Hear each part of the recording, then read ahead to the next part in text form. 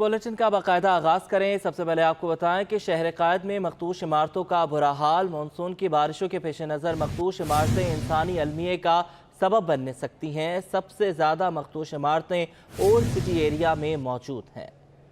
شہر میں مخدوش عمارتیں انتہائی خطرناک حالت میں ہیں۔ Lines area, Ram Swami garden, Ranchhor line, Sarafa Bazaar اور لیاری سمیت آگرہ تاج میں مخدوش عمارتوں کی بھرمار۔ ماضی میں مونسون کی بارشوں میں لیاری میں قائم 2 عمارتیں زمین بوس ہو چکی ہیں۔ تاہم صورتحال سے نمٹنے کے لیے سندھ بلڈنگ کنٹرول اتھارٹی نے افسران کو ہدایت جاری کر دی ہے۔ رام سوامی میں موجود یہ مخدوش عمارت انگریزوں کے دور سے قائم ہے، جس کی سیڑھیاں رسی اور چین سے باندھی ہوئی ہے، جو کسی بھی حادثے کا سبب بن سکتی ہیں۔ دیکھیں جی، سب سے پہلے تو ان بلڈنگوں کی نشاندہی ہونی چاہیے کون سی ویک ہیں اور اس قابل نہیں ہے کہ جس میں رہائش اختیار کی جا سکے، ان کو فوری طور پہ خالی کرانا چاہیے۔ سیڑھی کا مسئلہ جو ہے سارا مسئلہ ہو جائے گا یہاں کا۔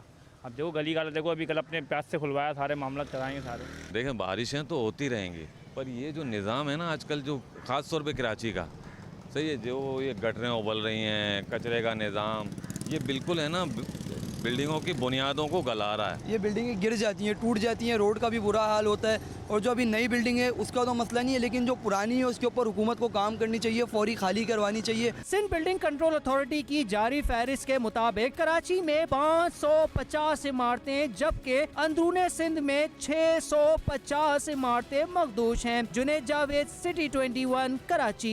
ناظرین، شہر قائد میں مخدوش عمارتوں کا برا حال ہے۔ مانسون کی بارشوں کے پیش نظر مخدوش عمارتیں انسانی المیے کا سبب بن سکتی ہیں۔ سب سے زیادہ مخدوش عمارتیں اولڈ سٹی ایریا میں موجود ہیں۔ سندھ بلڈنگ کنٹرول اتھارٹی کی نااہلی، حکام کراچی میں مخدوش عمارتوں کے خلاف کارروائی نہ کر سکے۔ خستہ حال بلڈنگز شہریوں کی جانوں کے لیے خطرہ بن گئیں۔ شہر میں مونسون کے دوران بڑے حادثات کا خدشہ پیدا ہو گیا۔ ایس پی سی اے کی جانب سے شہر میں خطرناک عمارتوں کی لسٹ جاری کر دی گئی۔ شہر میں 500 مخدوش عمارتیں موجود ہیں، جس میں لیاری میں 102، لیاقت آباد میں 54، گلشن اقبال میں 11 عمارتیں خطرناک قرار دی گئی ہیں۔ نیو کراچی میں 68، سائٹ ایریا میں 22، کورنگی میں 16 عمارتیں مخدوش ہیں۔ صدر اولڈ ٹاؤن میں 29، بندر روڈ میں 8، مارکیٹس کوارٹر میں 13 عمارتیں خطرناک ہیں۔ غلام حسین قاسم کوارٹر میں 16، نیپیر کوارٹر میں 27 عمارتیں بوسیدہ ہو چکی ہیں، جبکہ ڈسٹرکٹ کماڑی میں 22 عمارتیں، ڈسٹرکٹ کورنگی میں 16 عمارتیں مخدوش قرار دی گئی ہیں۔ خطرناک عمارتوں میں آرام باغ کی 38، رام سوامی کی 25، لارنس روڈ کی 14 اور طاہل رام کوارٹر میں 8 عمارتیں بھی شامل ہیں۔ حکام نے خبردار کیا ہے کہ اگر مخدوش عمارتوں کے حوالے سے اقدامات نہ کیے گئے تو مونسون کے دوران سانحات جنم لے سکتے ہیں۔ وفاق ایوان ہائے صنعت و تجارت پاکستان کے نائب صدر شبیر منشا نے گورنر اسٹیٹ بینک کو خط لکھا ہے۔ برآمدات اور مقامی مینوفیکچررز کو مسلسل مہنگی ہوتی بجلی کے شدید منفی اثرات سے بچانے کے لیے سولر سسٹم کے لیے سستے قرضے دینے کی تجویز دی ہے۔ شبیر منشا نے گورنر اسٹیٹ بینک جمیل احمد کو لکھے گئے خط میں کہا ہے کہ ملک میں توانائی کا بحران بڑا چیلنج ہے۔ بجلی کی قیمتیں دن بدن بڑھتی جا رہی ہیں۔ توانائی کی لاگت بلند سطح پر پہنچنے پر انڈسٹری کو چلانا مشکل ترین ہو گیا ہے۔ برآمدی سیکٹر کو 2 سے 3% ڈسکاؤنٹ ریٹ پر قرضے دیے جائیں۔ برآمد کنندگان کو ان کی 25 سے 50% برآمدی حجم کے برابر سولر پاور کے لیے قرضے دیے جائیں۔ ساتھ ہی ایکسپورٹرز سے منسلک مقامی مینوفیکچررز کو سولر پینلز کے لیے 4 سے 5% ڈسکاؤنٹ ریٹ پر قرضے دیں۔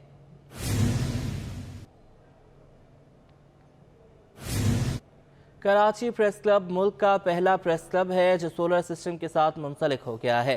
صوبائی وزیر توانائی امتیاز شیخ نے کلب کے سولر پارک کا افتتاح کر دیا۔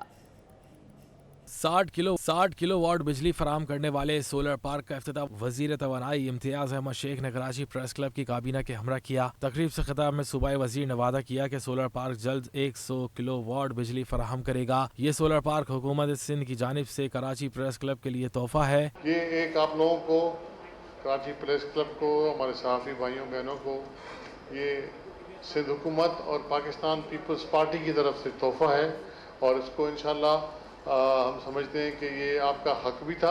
تقریب میں پریس کلب کے صدر سعید سربازی نے صوبائی وزیر امتیاز شیخ کو اعزازی ممبرشپ دینے کا اعلان کیا۔ تقریب سے سیکرٹری شعیب احمد، سابق صدر فاضل جمیلی، امتیاز فرحان اور سابق سیکرٹری رضوان بھٹی اور دیگر نے خطاب کیا اور مہمانوں کو شیلڈز پیش کی گئیں۔ गवर्नर सिंध कामरान खान टेसोरी ने बड़ा कदम उठा लिया। 50,000 बच्चों के लिए एडवांस IT कोर्सेज का आगाज होने जा रहा है। गवर्नर सिंध कहते हैं कि आर्टिफिशियल इंजीनियरिंग और Web 3 के कोर्स कराए जाएंगे। गवर्नर सिंध IT के फरोग के लिए कोशां। गवर्नर हाउस में IT माहिरीन के हमरा प्रेस कॉन्फ्रेंस से खिताब करते हुए गवर्नर सिंध कामरान खान टिसोरी बोले, पूरी दुनिया IT के शोबे में तरक्की कर रही है, हम बहुत पीछे रह गए। पाकिस्तान IT से ही तरक्की करेगा। 5,000 बच्चों और बच्चियों के IT कोर्सेज के लिए एयर कंडीशन मार्की हॉल बन रहा है। बच्चों को IT के कोर्सेज करवाए जाए, फ्री कोर्सेज करवाए जाए और वो कोर्स करवाए जाए जो आज यहाँ नहीं हो रहे, और अगर कहीं हो भी रहे हैं मुल्क से बाहर या कहीं, तो वो 8 से 10 लाख रुपए में हो रहे हैं। वो कोर्स फ्री में होगा। इस गवर्नर हाउस में 1,000 लोगों की एयर कंडीशन मार्की आज से 3 दिन बाद इस गवर्नर हाउस में लग जाएगी। कंप्यूटर नब्ज हो जाएंगे। IT माहिर सर जिया, मुजम्मिल अहमद और दानियाल अहमद ने भी प्रेस कॉन्फ्रेंस से खिताब किया। सर जिया का कहना था कि पाकिस्तानी बच्चों को कोई सिखाने के लिए तैयार नहीं। आज से ही governorsind.com पर बच्चों की रजिस्ट्रेशन शुरू होगी।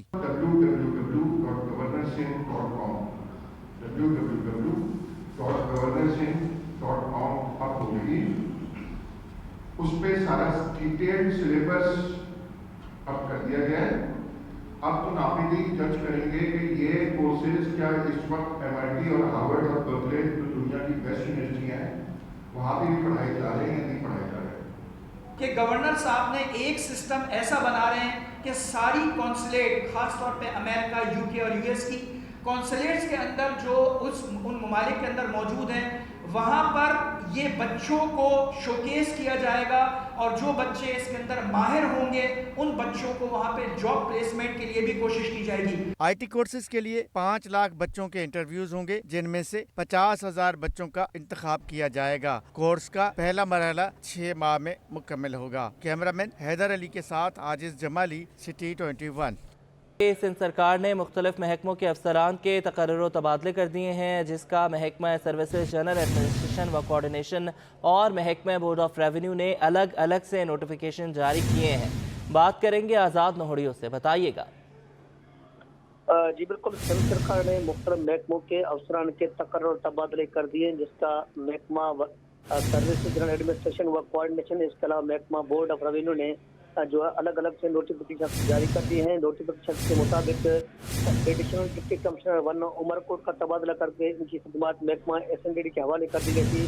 राजेश को जो है सेक्शन अफसर 3 सर्विस जनरल एडमिनिस्ट्रेशन व कोऑर्डिनेशन तैनात कर दिया गया, जबकि सेक्शन अफसर 3 सर्विस जनरल एडमिनिस्ट्रेशन व कोऑर्डिनेशन राबिया सैयद का तबादला करके उनको 1 साल के लिए डिस्ट्रिक्ट मैनेजर PPHI जो महकमा सेहत का इदारा वहाँ पर तैनात कर दिया गया है, जबकि मकसूद अहमद करोड़ों को एडिशनल सेक्रेटरी एडमिन महकमा आपाशी तैनात कर दिया गया है।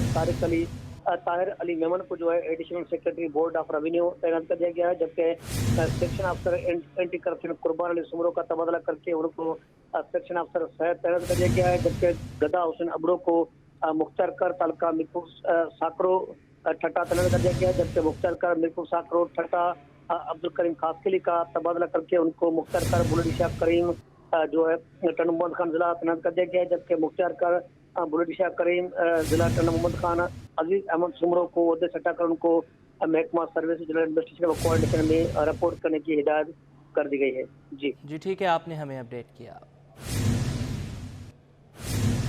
सिंध असम्बली में अपोजिशन जमात पाकिस्तान तहरीक इंसाफ अक्सरियत खो बैठी। अपोजिशन में MQM की अक्सरियत बन गई। सिंध असम्बली में अक्सरियत खो जाने के बायस तहरीक इंसाफ के अपोजिशन लीडर की नशिस्त खतरे में पड़ गई, जबकि MQM के अपोजिशन लीडर के लिए राहें हमवार हो गईं। बजट इजलास से कबल सिंध असम्बली में अपोजिशन लीडर का फैसला मुतवक्के है। अब तक PTI के 10 अरकान असम्बली पार्टी छोड़ चुके हैं। मजीद अरकान के हवाले से भी पार्टी छोड़ने की इतलात हैं। अब नई दर्जाबंदी में PTI के 20 अरकान हैं, जबकि MQM के पास भी सिंध असम्बली में 21 हैं।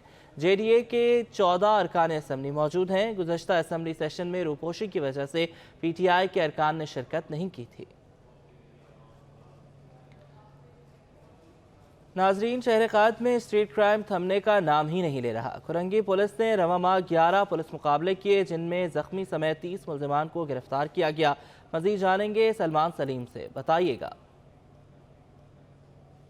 جی بالکل، دیکھیں شہر میں اسٹریٹ کرائم کی بڑھتی ہوئی وارداتیں اور پولیس کی کارروائیوں کی اگر ہم لوگ بات کریں تو کرنگی پولیس کی جانب سے رواں ماہ کا ڈیٹا جو ہے وہ جاری کیا گیا ہے۔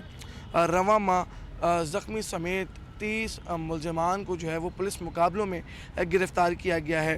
دوسری جانب بات کریں تو پولیس مقابلے جو ہیں وہ مختلف اوقات میں ضلع کرنگی کے اندر ہوئے ہیں۔